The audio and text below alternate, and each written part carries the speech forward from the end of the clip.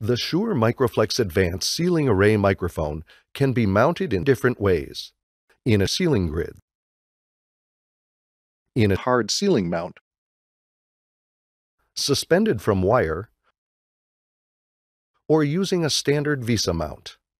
The microphone is available in two sizes to fit into 2-foot or 60-centimeter ceiling grid. An optional adapter attaches to the 60-centimeter model to fit into 625mm grids. Before you start, make sure the ceiling grid size matches the microphone.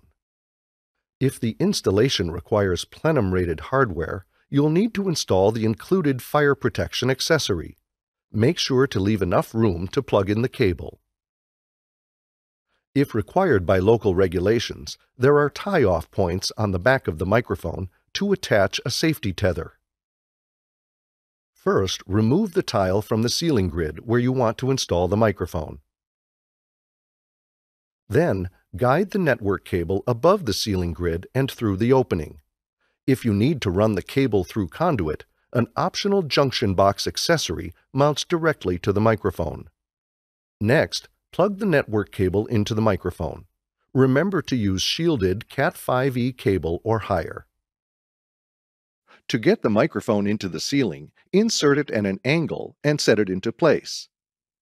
If mounting the MXA910 in drywall or other hard ceiling surface, use the A910 HCM hard ceiling mount for best results.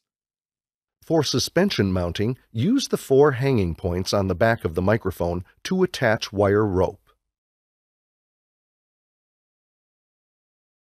The microphone is compatible with VESA-D mounting brackets. The rear plate has 4 threaded holes for attaching your preferred mount. Now that the microphone is installed, watch the next video to learn how to configure the coverage. For more information, visit shure.com/MXA.